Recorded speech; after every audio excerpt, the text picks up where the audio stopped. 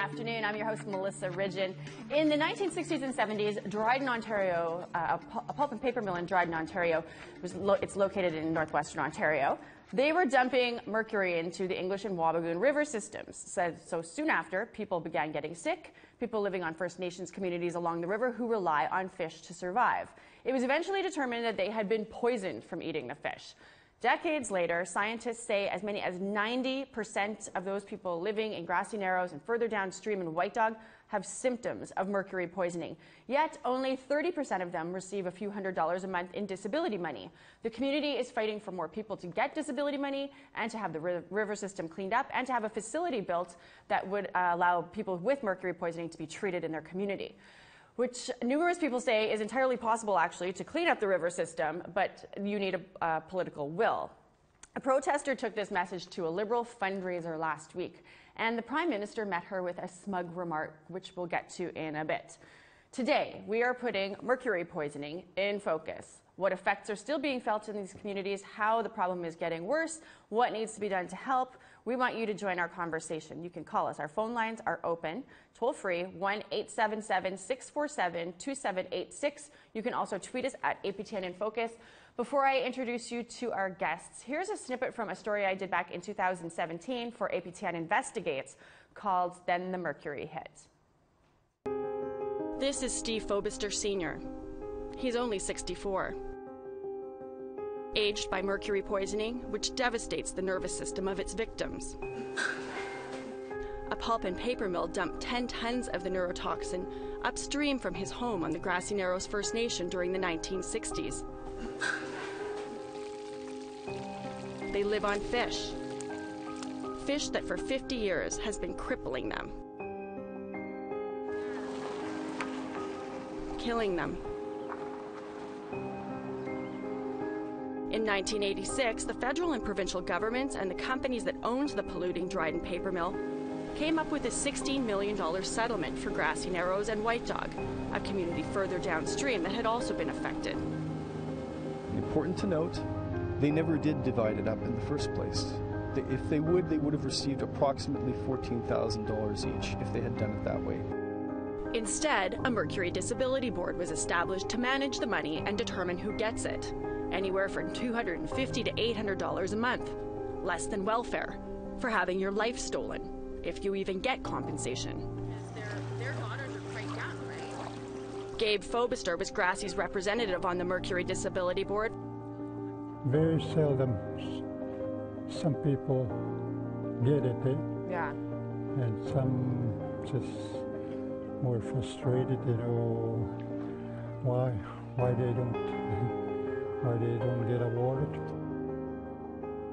Only 314 people have ever received benefits. Currently, just 191 people get compensation. 70% of the people who apply are denied. A lot of those folks have suffered and died with very little recognition, never mind compensation. Steve Fobister, who we just saw in that documentary, passed away in October, crippled from mercury poisoning and the effects of diabetes. So given the gravity of the situation and the inaction of 2 levels of government for half a century, a woman crashed a $1,500 a plate Liberal fundraising dinner last week to drive the point home. Here's what happens. This is the video that made the rounds on social media. People in Grassy Narrows are suffering from mercury poisoning. You committed to addressing this crisis. Thank you for being here. Thank you very much for your donation tonight. I really appreciate it. The woman was escorted out of a Liberal fundraiser last night in Toronto to applause. Today, the Prime Minister found himself apologizing for his remarks. Last night, I lacked respect towards them, and I apologize for that. It is obviously an issue that they feel take very seriously, and as I now understand, it involved their child possibly. The video that was posted to Twitter by user Free Grassy has gone viral. It has close to 300,000 views by Thursday afternoon. The Liberal Party is filled with different perspectives and different opinions, and we respect them all, and our commitment to reconciliation continues to be strong and committed, and we will continue to engage. Many have since criticized the Prime Minister, calling his response smug to a situation that has affected First Nations communities for decades. In a tweet, NDP MP Romeo Saganash says, just another telling episode about how he really doesn't care about Indigenous rights and people. Assembly of First Nations Chief Perry Bellegarde called the comments unacceptable and offensive. Grassy Narrows has long argued to both the provincial and federal governments that they've suffered mercury poisoning from contaminated water. In 2017, the Ontario government committed $85 million to clean up the damage done by a paper mill in nearby Dryden during the 60s and 70s. Earlier testing revealed about 90% of the people living in Grassy Narrows and Wabsumung First Nations have experienced symptoms of mercury poisoning. Trudeau says he will instruct his Indigenous Services Minister to work hard to find a solution. The situation in Grassy Narrows is one that we have been following for quite a while. It involves elements of provincial jurisdiction and federal responsibility. In a statement, the chief of Grassy Narrows says, we acknowledge the Prime Minister's apology. However, he must be reminded of the urgency of this matter and the ongoing struggle and threats to the health of First Nations citizens because of environmental contamination for over 50 years. Willow Fiddler, APTN National News. Joining us now is Grassy Narrows Chief Rudy Turtle. His dad was a fishing guide and his mom a commercial fisher. Both lost their livelihood in an instant when mercury poisoning hit the river system. An hour and a half from the nearest town, many people had to stay on the reserve with no job and a lot of free time. That's when social problems took hold, compounding the struggle of being a poisoned community. And Judy De Silva, Grassy Narrows Environmental Health Coordinator, she's been a decades-long advocate for her community, pushing for proper compensation for those who have been poisoned. She also fights against government letting industry anywhere near their territory, given how it's devastated the community. I thank you guys both for traveling to come here. Thanks. So before I get chatting about what the Prime Minister said and what the protest was all about, just share with our audience what the effects are still of people suffering from mercury poisoning. This isn't a historic problem that's gotten better. Explain to us. Being the environmental health coordinator, we've done 4 contaminant studies when Health Canada told us in 1997 there's no more mercury in the river system. And at the time, one of the nurses, if she hadn't asked the question, well, how come you're still warning the sports fishermen to eat just a little bit of fish? If she hadn't asked that question, I wouldn't have asked the late Trish Sellers and Dr. Leanne Simpson to help me do like a contaminant study. Mm-hmm. We would have been still back there. Yeah. And when the nurse asked that question, that kind of got everything rolling. And our people have done so many environmental gatherings, youth gatherings, and so it's been driven by the people to ask these questions. Mm-hmm. And it's been because of our health problems that we have pursued this. It's not like, it's almost like you're being told there is no mercury, but then you still feel sick. Yeah. Like I suffer from mercury poisoning, and I know I'm deteriorating, and like the one symptom is like being off balance, mm-hmm. and that was happening to me even to about an hour ago, where my daughter had to help me like stay balanced. So the mercury attacks the brain, yeah. And you could still be really highly intelligent, but your body gives up on you. Like you lose your balance. It's a neurological impairment. Yeah, and you shake, and hearing loss. We'll get into some of the other symptoms that you guys see. But how many people in your community? Well, there's 1,000 people in the community, but on reserve. On reserve, but our registry is over 1,600. And how many people have some effects of mercury poisoning? What percentage? I would say all of them, everybody. But as we saw in the documentary, or the little snippet of the documentary, 30% of people who apply for disability funding, only 30% of the people who apply actually qualify as being mercury poisoned. Can we get into a little bit of why? You sit on the Mercury Disability Board. You can explain why, if everybody has mercury poisoning, the vast majority, and only a third of the people get compensation, what's the problem? Well, they use a point system, and we have a physician that looks at people, that he examines the people that they have appointments with him. He examines them, but the examination is not the best, and his the way he does it, I would say, is pretty much to his discretion. There is no real guideline or criteria that he. Most of the people in the community have complained about him and the way he's been assessing people. It hasn't been consistent, so it's not very good. Well, there's a sense, I think, from the times that I've been to the community, there's a sense that the system is set up to not compensate people, keep as few people on it as possible, right? Is there something that could, are you fighting to change the criteria around who gets compensation? Well, we've been hoping to do that. We did have a Mercury Disability Board review, but it's been very slow. How slow? It's been 50 years. So how much more time are these people going to take? Well, that's what the frustration is. Things are so slow. Like you said, it's 50 years, and we keep protesting and we keep asking and to try to improve things, but it just doesn't really get anywhere. So we'll get into, you had mentioned protesting. You've been protesting and protesting. For one, another thing that we should mention too before we go on is that the government of Ontario found evidence in, 2007? That there's still super high level of mercury present in the water system. Is that right?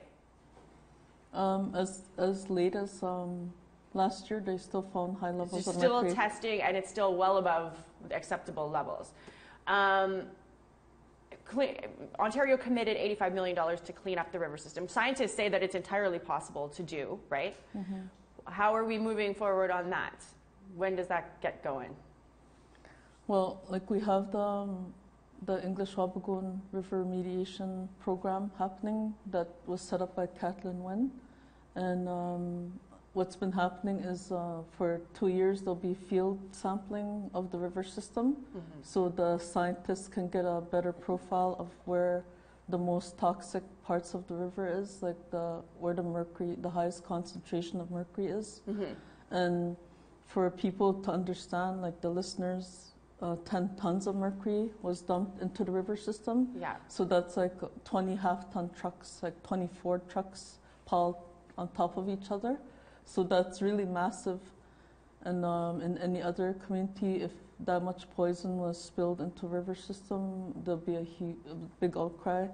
And for us, the engineers are working on still doing field sampling, so they're getting fish samples and crayfish and mud samples, sediment sampling.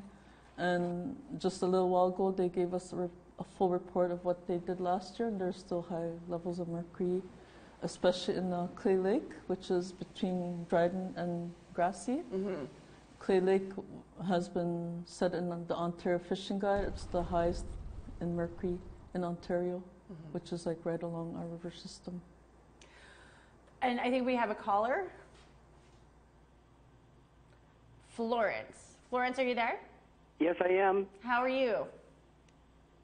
Absolutely gobsmacked, because I remember hearing about Grassy Narrows when I was a young woman, and I'm now 71. And I would like to please encourage your members on the panel, please do not give up on this battle. Please do not be encouraged. The bottle of clear water is established one drop at a time. I encourage you, please do not relinquish this fight. Everybody must be taught what we have the responsibility to do to carry through on making our land safe again. Mm-hmm. Thank you. Please, please, please, I can only give you my prayers, but I will be praying. Mm-hmm.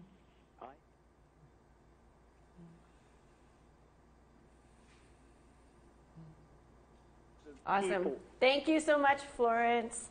Thanks. So, I mean, you guys have a lot of support across the country for this. I want to just take a second before we're going to have to wrap this up pretty quickly, but I want to just take a break. For people who are watching at home, you might not know what we talk about mercury poisoning, but let's explain. So mercury is used in the making of paper. The paper mill that was in Dryden was then dumping mercury into the lake. It flows downstream, and all along the way is poisoning plants and animals. The fish eat the plants and become mercury poisoned. Fish are eaten by bigger fish who become mercury poisoned. And then people eat the fish, and they too are mercury poisoned. Mm-hmm. In Grassy Narrows and White Dog, fish was a dietary staple in every home, from small children to the elderly. And the symptoms of mercury poisoning occur slowly. They include visual impairment, slurred speech or impaired speech, muscle weakness, hearing loss, decreased cognitive function, just meaning your brain doesn't work at the pace, the standard that it's supposed to anymore. Numbness in your extremities, stinging pain in your extremities like hands and feet, and you can have burning in your mouth.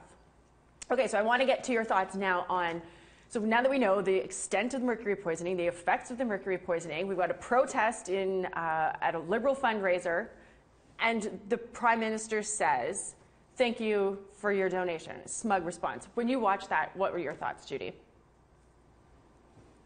Well, in my thoughts, I was thinking it's just typical response. You weren't surprised? No. Like, we're used to that kind of callous attitude to Indigenous people, and we've been dealing with like several different forms of government throughout the years since the mercury has been discovered, and it's taken this long, and we're still protesting, and we're still out there like trying to get mercury justice for our people. So for me, it wasn't a surprise. Rudy, I mean, you deal with this government. You deal with this Prime Minister. You've dealt with this government. You hear those words come out of his mouth in response to a problem that has debilitated your community. What's your reaction when you hear it? Well, first of all, like, I feel very disappointed, and also I feel insulted because, as Judy mentioned, like, our people are being poisoned, people are suffering, and there's just not a proper response coming from the Prime Minister of Canada. Well, and he said he's sorry after. He said, "Oh, sorry, that was disrespectful." What do you make of his apology? Well, we acknowledge his apology, but we're not, until we see further action or, get something done, or I'm referring to the facility that we're building in Grassy that we hope to be built. Until that's done. What facility? It's a mercury treatment facility for the people that are suffering mercury poisoning. Mm-hmm. Until that gets done, and in addition, we've been inviting him to come to the community so that he could see it firsthand. Mm-hmm. Until he takes these serious actions, then we would, see that his apology is sincere. But right now, I just don't. Well, he did have his minister, Seamus O'Regan, who replaced Jane Philpott. He had his minister give you a shout today. What did Mr. O'Regan have to say? He said that he's going to visit the community shortly, in a couple of weeks, and he also said that he's going to work with us with the facility, that he's committed to keep it going. Jane Philpott had committed to the Mercury Treatment Center, is that correct? Yes. How much money did she say the feds would kick in? At the time when she made the announcement, she didn't give a money amount. Okay. But she did say that the facility and the services would be taken care of. And that was November 28, 2017. Okay. That she made the commitment. It wasn't just like words, it's like She was firmly committed. And that was 2 years ago. Yeah. And here we sit. Has it started to be built yet? No bricks going up? But O'Regan phoned you today to say, still committing to the commitment that we've not done anything on for 2 years. Yeah. Cute. Okay, we're going to take a quick break. But we've got more discussion to come for sure when we come back after the break. Stay tuned.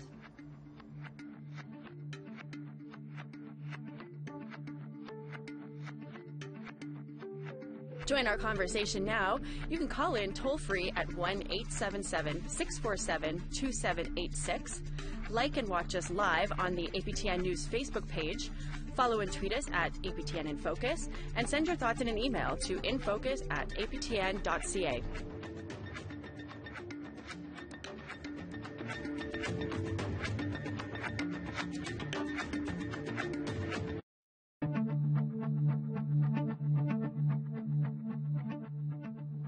Welcome back. Let's go to social media now to hear what some of you are saying about today's topic. We asked, do you believe Prime Minister Justin Trudeau's apology is sincere to Grassy Narrows Mercury Poisoning activists? Why or why not? Priscilla says, no, he laughed and thought it was funny. There's so much for this young Prime Minister to learn. Ralph says, a sincere apology would be accompanied by a plan to funding to rectify the problem. Donna says, he is such an arrogant man, and just as horrific was the laughter of those Liberal supporters in the room. Tanya says, what he did was shocking. He's already demonstrated his true level of concern through complete non-action, but trying to publicly humiliate someone who's trying to speak on behalf of the victims, he usually saves his true nature for more private surroundings, which is why his behavior in public surprised me as it did. Doreen says, Justin Trudeau is just like his father. He hates Indians and is doing everything to keep them sick. You have Liberals like Carolyn Bennett, a physician, doing nothing to get medical attention to Grassy Narrows. Reconciliation is dead. Well, if you would like to add your opinion to our topic of conversation, here's how you can do that. Join our conversation now. You can call in toll-free at 1-877-647-2786. Like and watch us live on the APTN News Facebook page. Follow and tweet us at APTN InFocus. And send your thoughts in an email to infocus@aptn.ca. Back in 2012, I talked to members of the Wabascong First Nation who were fighting to be recognized as victims of mercury poisoning. They were the closest to the polluting Dryden pulp and paper mill, and when they started dying, the federal government shuffled them off to a village called Quebec. So the treatment of these people might be even worse than how the Ontario and federal governments have treated White Dog and Grassy Narrows victims. Let's take a listen.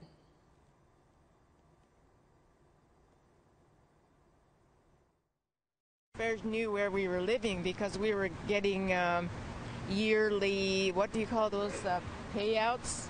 Treaty payouts. So they must have known where we were, but somehow when it came time for compensation, we just were not included. In the 60s and 70s, a pulp and paper mill in Dryden dumped tens of thousands of pounds of mercury-contaminated wastewater into the Wabigoon River. The company and the Ontario and Canadian governments set up a $16 million fund in the mid-1980s to compensate Grassy Narrows and White Dog band members who got sick from drinking contaminated water and eating the fish. Wabascong families had left their traditional territory, and many moved to Quebec, located on the Wabigoon River system downstream from Dryden. They were hit with smallpox and TB, so they thought they were cursed, so they left. When it became clear the people further down the river system in Grassy Narrows and White Dog were sick from mercury, Indian and Northern Affairs Canada quickly moved the Wabascong members from Quebec back to their original land without mentioning the contamination they'd been exposed to. We were the first ones hit before Grassy and White Dog were hit. The men, they had neurological problems. They'd have facial twitches, and there were some that were slightly retarded or they were slow. They had speech impediments. The women had different problems. They'd have bone problems and stomach problems, stomach ailments. Then there were the babies. The babies were the first ones that were hit. They had They were always crying all the time and things like that. By the time they're 5 or 6 months, they're gone. They're dead. My little brother lasted longer because my mother had breastfed him from birth, and then he only lived 9 months. Betty suspects the tremors she suffers are from mercury exposure. She is part of a class action lawsuit trying to get compensation. Earlier this month, she and Williams pleaded with Ontario Aboriginal Affairs Minister Kathleen Wynne to take up the cause of the Wabiskong sufferers. What is wrong with us? Why the government won't do anything? I mean, we're people too. Lawyers for the group didn't return calls for comment on this story. Ontario's Aboriginal Affairs Minister says there simply isn't a funding source available to compensate these residents. Meanwhile, Aboriginal Affairs and Northern Development Canada deferred all questions to the Mercury Compensation Board. But the Mercury Compensation Board is only mandated to deal with claimants from White Dog and Grassy Narrows. And so the Wabiskong residents remain without answers and without compensation. For APTN National News, I'm Melissa Ridgen in Winnipeg. I was hoping that we could have Betty Riffle come on and explain sort of how things are going with the class action lawsuit that they've filed for compensation. I was unable to reach her. So we have a caller, I understand. David from BC, are you there? Hello? Hello. Hey, how are you? I'm doing well, thank you very much. Good. Did you have questions or comments? Well, my comments, I was in Japan at Minamata Bay in the early 70s, and I just explained to our listeners and our viewers Minamata and how it's relevant to the conversation about mercury poisoning. Right. Well, Minamata is where people first learned about mercury poisoning, and it was through people observing fish being eaten by cats in the bay, and then the cats became sick, and some of them were, they'd actually drown. They'd walk into the water and drown. They were so disoriented by the poison. So one of the people who brought it to public attention, Dr. Sadao Ichikawa from over there, was whom I met with, and we actually brought him to Grassy Narrows and White Dog back in 1977. Oh, neat. Oh, well, I knew that he was there, but I didn't know that's very interesting that you were part of that group of people who got him to Grassy Narrows to study the effects of mercury poisoning on the population there. So, I mean, you've then been following this for decades? It's been a while, yeah. That was the United Nations conference in Vancouver when people in Canada first learned about it. So how are you feeling? I mean, it's now 2019 and we're having this conversation. How are you? It's disgusting. It's terrible. This should have been dealt with decades ago. And you know, at any point have you been, as you watch this, have you ever been hopeful or like, oh, I think we might finally get some justice here, or we might get some movement? Have you ever been in a position to feel that amount of hope? I haven't seen any signs of hope in this issue at all. I kind of thought that would be your answer. So are you still involved out in BC in the Grassy Narrows fight? Well, just in this kind of way right now, just talking about it with people. I'm an environmentalist, but I work with trees at this stage of my life. So I'm actually trying to protect certain forested areas here, and that's a full-time operation. Cool. Well, I'm thankful that you took the time to give us a shout today. Thanks for listening. Well, you bet. You know, I mean, the congenital side of things is where you got to focus a little bit now, because it's the children of the victims that are be carrying forward the horror of this into the future, and then who knows what happens with their children, and whether they can even have children. I mean, there's so much left undiscussed and unexplored, for that matter, in Canada about mercury poisoning. Disgusting. Well, thank you very much for calling, David. Have a great day.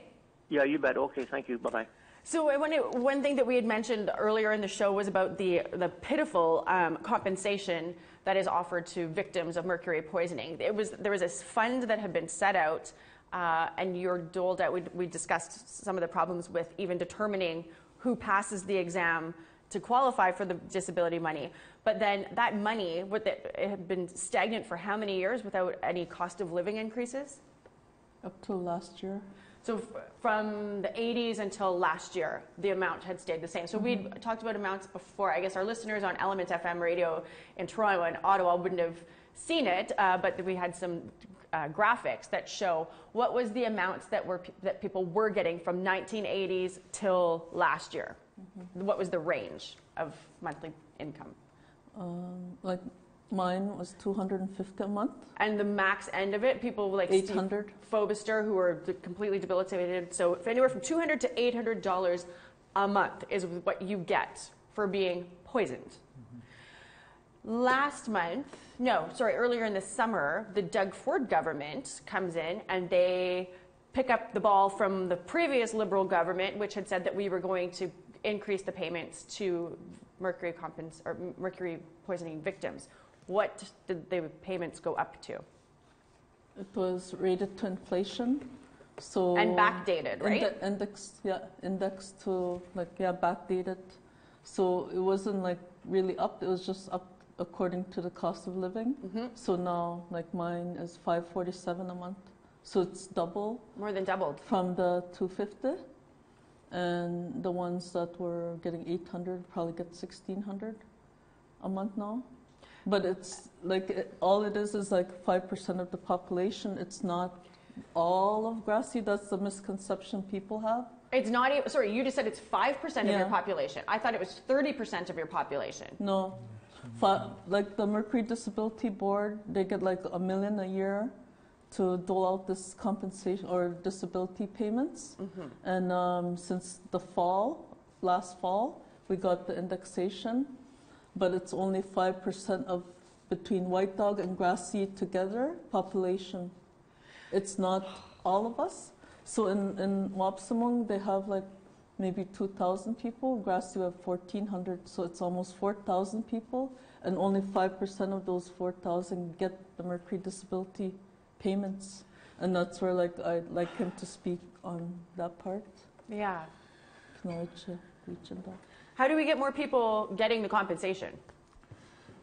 Well, we've been asking the governments to that's the message we're sending to the Prime Minister and also to the Premier of Ontario, that everybody should be compensated instead of this 5% of people. Like we would like everybody that's living in Grassy Narrows and White Dog, like everyone that's been affected, just to be compensated right across the board. And what type is when you say compensation, you mean like a monthly amount, or are you talking like a settlement? What's the ask? Oh, we're asking for both, the monthly compensation they're getting, but we're also asking that, and we feel that it's the right thing to do because we lost our fishing economy for the last 50 years, so I think that needs to be addressed and that should be compensated. In addition, for the last 50 years, our people, our children have been suffering from mercury, and that has to be compensated. So we're looking at both of them. And I thought I had it in my notes here, and I do. So just so people, I hope you said like lost the ability for fishing. There's no industry or anything. There's nothing left for Grassy. I just want to say, so before the mercury hit, Grassy Narrows had Ball Lake Lodge, Grassy Lodge, a marina, English River Fishing Adventures. The Grassy Narrows Corporation was big enough that it could employ a large chunk of the community, correct? Other sources of jobs, so we have an administration office, logging business, there was trappers, there was stores, there was a district heating business. All of that just is gone. When the mercury hits, it's gone like that. And we've got, now what in terms of economics? Well, pretty much we have nothing now because mercury took that all away, and there's nothing for the people that used to fish during the summer. There's nothing for them to do. And if you want to go and work somewhere, you're an hour and a half away from the nearest town. Yeah. So let's talk about the Mercury Treatment Center that the Jane Philpott had committed to, in theory, a couple of years ago. What exactly would be at that center? What services would it offer for people? We went to Japan, Minamata, Japan, like a few times. I've gone 3 times, and they have a hospital there, and you can't cure mercury poisoning, right, but you can make the sufferer be more comfortable.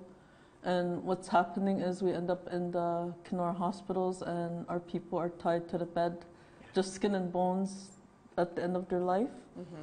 So we wanted, what we said is we want this home in our community where our people take care of them, and they'll be taken care of in a humane way. Mm-hmm. And that's the point, is for our people to be taken care of by our own people, yeah, in a non-racist way, because people deny there's even mercury in our community. And I've even heard of a general practitioner from Kenora telling our people there is no such thing as mercury poisoning, get it out of your mind, it's a scam. But we all know by our symptoms, and the world-renowned mercury expert, Dr. Donna Mergler, is working with us. Oh, and she came out with a health survey results, shows that we are poisoned by mercury. And then I love that you need to be told, like you need somebody to rubber stamp this for you, right? Yeah. It's incredible. That's the continual struggle we have, is to be treated as human beings in every way, like economic, social, health. It goes on, like how our people are so mistreated and misunderstood.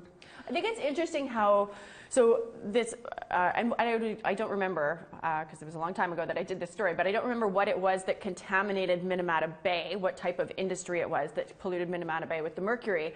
But Japan has handled the mercury poisoning there much differently than Canada. Couldn't either of you speak to how Japan responded to the poisoning of its residents? They had 174 tons of mercury dumped into their sea, mm-hmm. and they cleaned it up, and then they capped it, and then where they put it on the land, they put the Minamata Center on there, which is like a museum. Mm-hmm.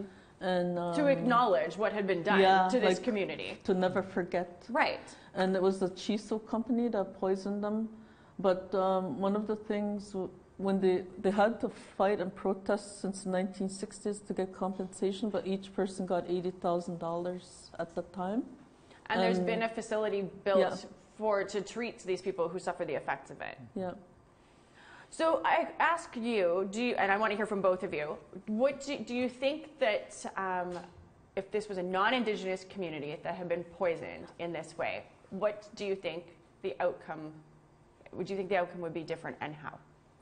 I think the action would be very swift if it was a non-Indigenous community, and I think that, that the compensation they would be getting would probably be in close to $1 billion or something. Like it would be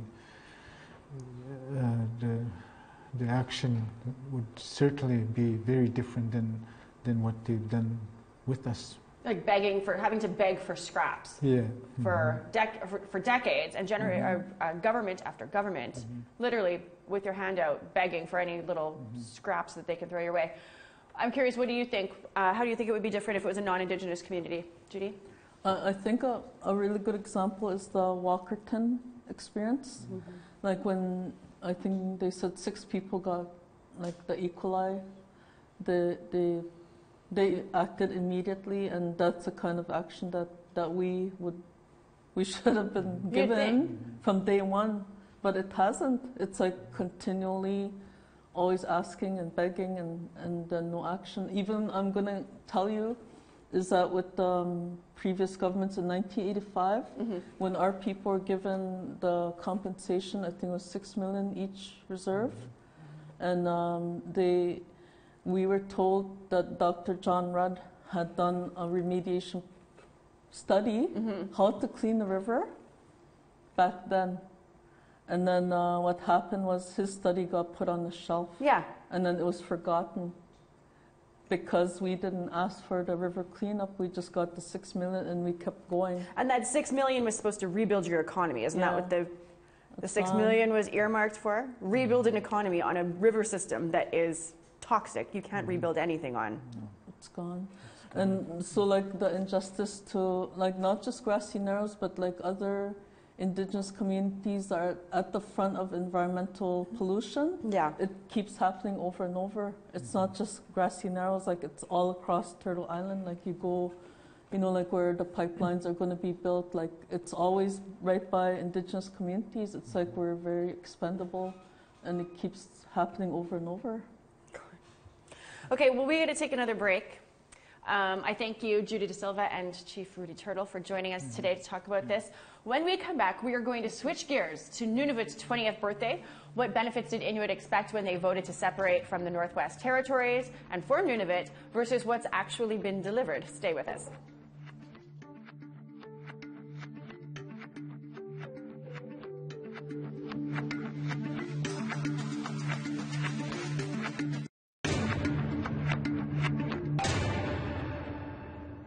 Welcome back.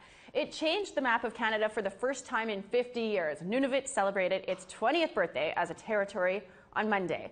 In a special series, APTN reporter Charlotte Moritz-Jacobs partnered with Up Here magazine to travel to several Nunavut communities to find out a bit more about what life is like in the far north and what people hope to see for Nunavut's future. APTN is running this perspective series each day of this week. Let's take a little look. We have established a public government that will represent all the people of Nunavut equally and democratically. It's been 2 decades since Nunavut became its own territory. There was lots of hope at the time, but over the years, for many living here, that enthusiasm has withered away. Out of 1 to 10, I'd give them maybe a 4 because of the situation we're still in, like the cost of living, the foods, the housing. From food prices to loss of culture to mental health and language erosion.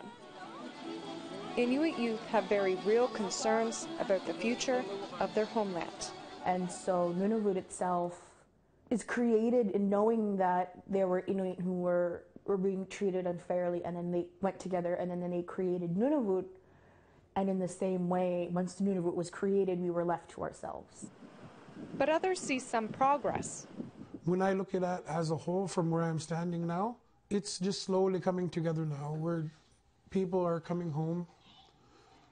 Not everyone, but people are coming home.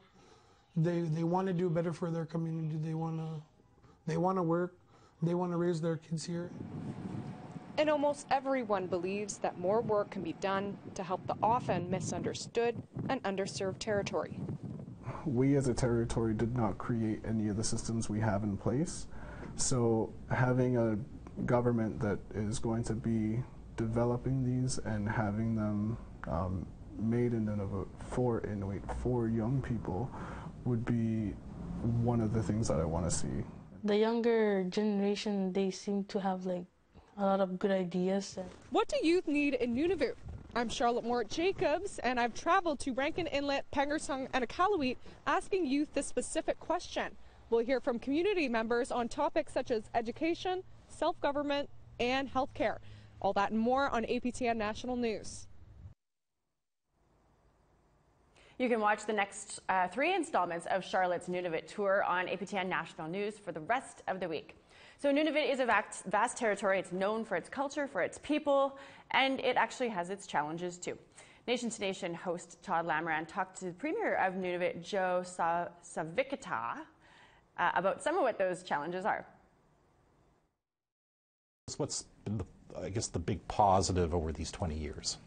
I guess the reason it was created was as part of the land claims negotiation process, where if the land claim was settled, then they would get their own territory. And they actually had I remember they had a vote or a referendum, and the vote was to create their own territory, and that was negotiated. And I think it comes from the fact that the Inuit want to control their own destiny, as to opposed to when it was the Northwest Territories, and it seemed like the government was so far away from the Inuit. I suppose from an Inuit perspective, what's been the big positive from having their own territory for the past 20 years? I think the fact that the majority of MLAs and the majority of the government ministers have been predominantly Inuit ever since the creation of Nunavut. Of course, there's been challenges over those 20 years. I suppose what have been some of the biggest challenges? I guess the one that's the most ongoing, and it's been in the news a lot, is housing needs. And that was an issue back in the creation of Nunavut in 1999, and it's still an issue that we are dealing with today. We just don't have enough houses for the Nunavut Mute that need houses. Of course, last year the federal budget promised $240 million over 11 years for housing in Nunavut. But is that enough to keep up with the growing demand? No, it's not. And I'll just say, for example, we need between 3,000 to 3,300 houses right now, right as of today. And the money that we got from the feds for 2019-2020 is enough to build 83 units. Just 83 units? Yes. Okay. So we're not even keeping up with today's demand, and every day that demand is growing as our population grows. Back when the territory voted to leave the Northwest Territories and form a territory on their own, there was a lot of promises and expectations that came with that. Joining me now is our Nunavut reporter, Kent Driscoll. He joins us from Iqaluit. Let's find out what was expected versus what's been delivered. So the use of Inuktitut declines 1% a year, we just heard, when the original plan for Nunavut would have grown the language. That was one of the reasons for that Nunavut was founded. So why has that not happened? What's the challenge? Well, Melissa, it's not a simple answer. It's more of a series of answers for that particular question. Okay. Now, the Arctic College program that was set up to create Inuktitut literate teachers, it didn't turn out as many teachers as they had hoped for. And then those teachers that were turned out, well, that's someone with a degree in a territory with not a lot of people who have degrees. So they were being snapped up by the government of Nunavut, by Nunavut Tungavik Incorporated, by private sector. So they were very qualified people, and it left us with fewer teachers. Now, it's so bad with the Inuktitut teacher shortage. Here in Iqaluit, Inuktitut can be taught to English-speaking kids as a second language, much like you'd have in a French class in a Southern English environment. Mm-hmm. That's not happening right now in Iqaluit because there are too few Inuktitut teachers. So they're doing coloring and sewing in Inuktitut class. And there hadn't been enough development in Inuktitut curriculum. A lot of that is they're making moves towards that. But when Nunavut was formed, you had Inuktitut teachers in classrooms sitting there with no materials, no lessons plans, having to start from scratch. So with that sort of hole, it's not hard to see how the language is declining. Yeah. Well, and I love it's like a lot of things we see with government. It looks great on paper. We discuss it in theory. As soon as the press conference is done and the lights are off and the cameras are gone, what we actually see come to fruition is a totally different thing. Speaking of which, so we just heard the Premier of Nunavut talk about they need 3,300 homes. The feds are buying 83. What is the problem with getting the housing cash? Well, the last housing cash came in 2017, and it was in the federal budget, but the scope of the problem is so massive. That money was $240 million over 10 years, and that equals out to about 48 homes a year. Now, as the Premier's very fond of pointing out, 90 to 95% of Nunavut's funding comes from the federal government. Mm-hmm. So there's so many priorities. So the government of Nunavut has to choose between what they spend their money on. And the other problem is that 3,000 homes in the hole. Right now, to break even, we need 3,000 homes built overnight. And I'll tell you, nobody's building homes overnight in Nunavut. No, you had said, give us a sense, we're running out of time here, but give us a sense of how much it costs to build a house there and how long it takes.